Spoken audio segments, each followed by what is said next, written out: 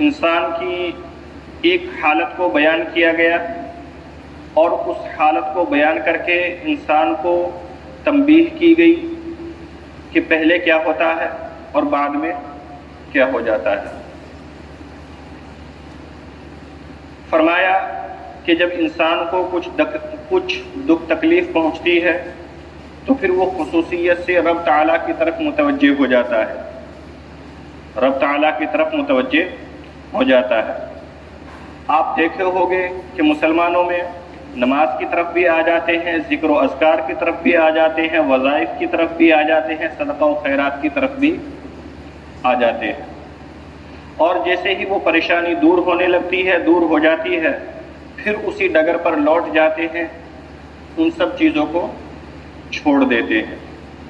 تو اللہ تبارک و تعالی نے فرمایا نسی ما کان یدعو الیہ، کہ جس خدا کو پہلے پکار رہا تھا اس کو بھول جاتا ہے، جس خدا کی نعمتوں کو پہلے یاد کر رہا تھا اس کو بھول جاتا ہے، یعنی خدا کو بھی اپنے مقصد کے لیے استعمال کرتا ہے، خدا کو بھی اپنے مقصد کے لیے استعمال کرتا ہے۔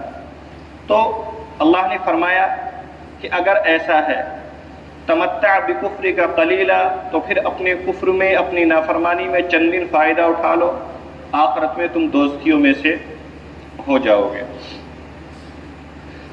حقیقت میں انسان چاہے ایمان سے متصف ہو نہ ہو، جب وہ کسی ایسی پریشانی کے اندر چلا جاتا ہے، پڑ جاتا ہے، تو پھر وہ کئی راستے ڈھونڈتا ہے، اور جب اسے کوئی راستہ نظر نہیں آتا تو پھر اس کی سلیم الفطر اور ایک قسم کا مادہ اس کو اللہ تبارک و تعالیٰ کی طرف غیب طور سے لاتا ہے۔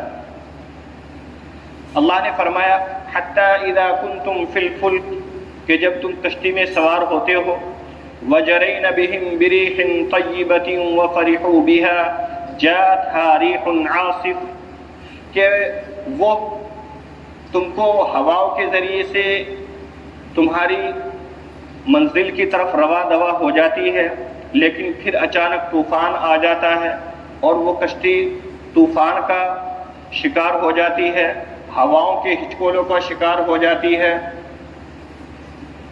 تو پھر تم دعوا اللہ مخلصین لہ الدین، تو پھر تمہیں یاد آ جاتا ہے کہ اب اللہ کے علاوہ کوئی دوسرا معبود بچانے نہیں آئے گا، تم خالص اللہ کو پکارتے ہو۔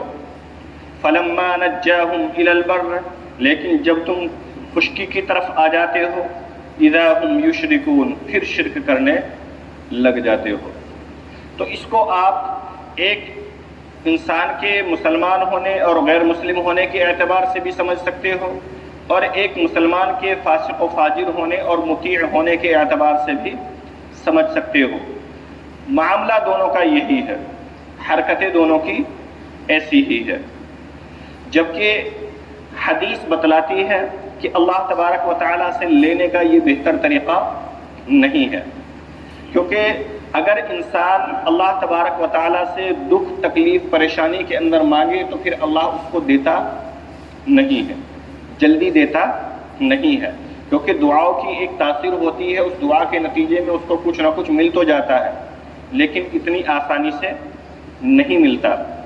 آسانی سے لینے کا طریقہ نبی صلی اللہ علیہ وسلم نے فرمایا من سرہ ان یستجیب لہ، جس کو یہ بات پسند ہو کہ اللہ اس کی دعا قبول کرے، جس کو یہ بات پسند ہو کہ اللہ اس کی دعا قبول کرے، فلیدعو فی الرخاء، تو اس کو چاہیے کہ خوشحالی کے اندر زیادہ دعا مانگے، یعنی ایک ہے فقر کی دعا، ایک ہے خوشحالی کی دعا۔ فقر میں تو ہر انسان دعا مانگتا ہے جیسا کہ قرآن کہہ رہا ہے، لیکن جب خوشحالی ہو تب اگر اصل دعا مانگو گے تو پھر وہ فقر آئے گا ہی نہیں، اور اگر آئے گا تو چلا بھی جلدی جائے گا۔ بیماری کے آنے سے پہلے تندرستی میں دعا مانگو، موت کے وقت آنے سے پہلے حیات میں دعا مانگو، فارغ البالی میں دعا، کہ جس وقت آپ عیش و عشرت کے اندر ہو، جس وقت آپ کو کوئی پریشانی نہ ہو، جس قدر آپ دعائیں اس وقت مانگو گے اور جتنی تاثیر ان کی ہوگی، تو آپ فقر میں، پریشانی میں، تکلیف میں جو دعائیں مانگو گے ان کا وہ مقام اور درجہ نہیں ہو سکتا۔ اور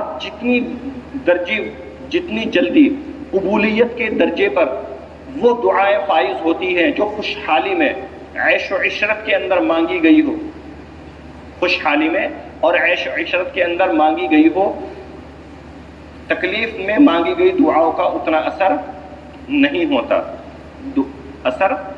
ہوتا. یہ کون کہہ رہا ہے؟ یہ نبی صلی اللہ علیہ وسلم فرما رہے ہیں.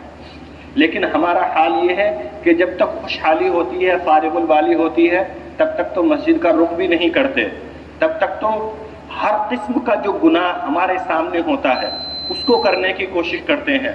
جب کچھ آتا ہے پھر صنم جو روٹھا ہے تو پھر مؤذن بنے بیٹھے ہیں، وہی حال ہو جاتا ہے. تو اللہ تبارک و تعالیٰ نے فرمایا کہ نعمت آنے کے بعد، بیماری دور ہونے کے بعد، تکلیف دور ہونے کے بعد اس خدا کو تم بھول جاتے ہو اور اس خدا کے ساتھ دوسرے شریک کر لیتے ہو، یا یہ کہہ لیں کہ اس خدا کی نافرمانیوں کے اندر مبتلا ہو جاتے ہو، کیونکہ شریک ہونا یہ بھی نافرمانی ہے اور اللہ کی معاصی کا ارتکاب یہ بھی نافرمانی ہے. تو پھر اللہ کیا کہتے ہیں؟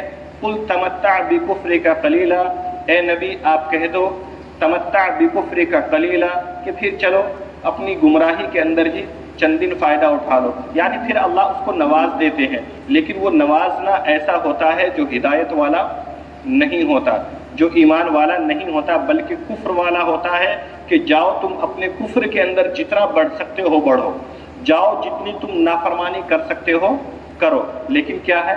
انک من اصحاب النار، بے شک تم دوزخیوں میں سے ہو. امن هو قانت آناء اللیل ساجدا وقائما يحذر الآخرہ. اب بتلایا کہ امن یہ اصل دو لفظ سے بنا ہے، ایک ام اور دوسرا من. ہم جنس ہونے کی وجہ سے ایک دوسرے کے اندر ادغام کر دیا گیا اور امن ہو گیا. ام یہ حرف استفہام ہے، اس کے معنی آتے ہیں کیا، اور من اسم موصول ہے، اس کے معنی آتے ہیں شخص، ذات، کوئی آدمی.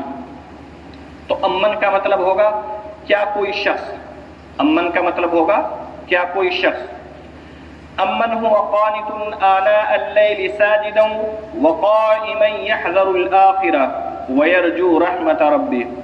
یعنی ایک وہ شخص ہے جو اللہ کی نافرمانی کے اندر مبتلا ہے، ایک وہ شخص ہے جو اللہ کے احکام کو جانتا ہے، ایک وہ شخص ہے جو اللہ کی رحمت کا امیدوار ہے، ایک شخص ہے جو اللہ کی نافرمانی کرتے ہوئے اللہ سے ڈرتا ہے، اور ایک وہ شخص ہے جو اللہ کے احکام کو نہیں جانتا، ایک وہ شخص ہے جو اللہ کی نافرمانی کرتا ہے، ایک وہ شخص ہے جو نافرمانی کرتے ہوئے نہیں ڈرتا. یہ دونوں کبھی برابر نہیں ہو سکتے. امن ہوا، بھلا بتلاؤ کیا وہ شخص قانتن جو اطاعت کرنے والا ہو، آناء اللیل رات کے اخیر حصوں میں.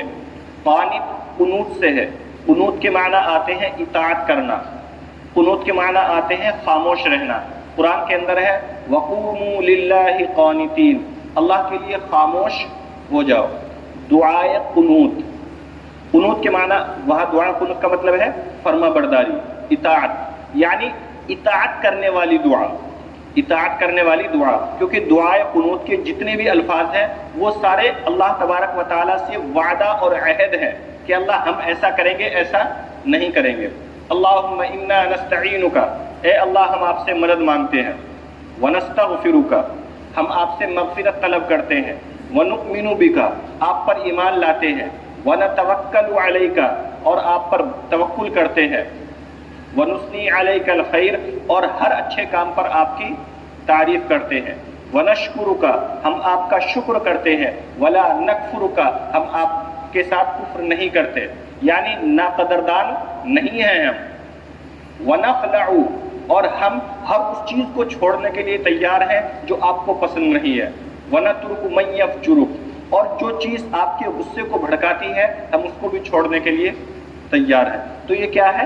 یہ قنوت ہے، اطاعت و فرما برداری کا عہد ہے. اسی سے لفظ قانت اسم فاعل آیا ہے.